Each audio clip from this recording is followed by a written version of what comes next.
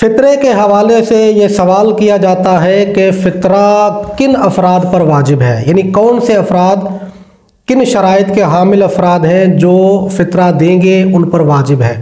चाँद रात गुरूब के वक्त जो शख्स भी बालिग हो, आकिल हो, ना तो वो फ़कीर हो और ना ही किसी दूसरे का ग़ुलाम हो, उस शख्स पर अपना और हर उस शख्स का फ़ितरा देना वाजिब है जो इसके यहाँ खाना खाने वाले शुमार होते हैं।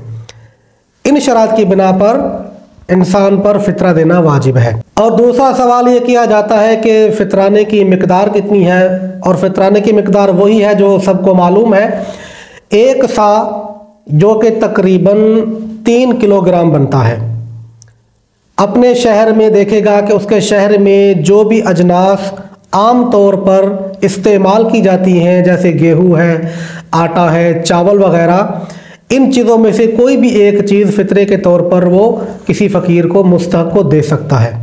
और अगर इंसान चाहे तो इन चीज़ों की कीमत भी नकदी की सूरत में वो अदा कर सकता है। इसी ज़िम्न में एक और सवाल ये किया जाता है कि फ़ितरा किस वक्त निकालना चाहिए। देखिए, फ़ितरा निकालने के सिलसिले में यहाँ पर 2 सूरतें बन जाएंगी, आप दोनों को ज़रा गौर से सुनिए कि ईद के दिन 2 तरह के अफराद हैं हमारे सामने।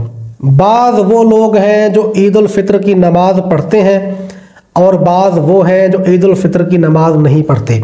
हमारे यहाँ एक कहावत पाई जाती है कि जो इंसान पूरा साल नमाज नहीं पढ़ता वो ईद की नमाज़ ज़रूर पढ़ता है, लेकिन आपको ऐसे लोग भी मिलेंगे जो ईद के दिन भी नमाज नहीं पढ़ते।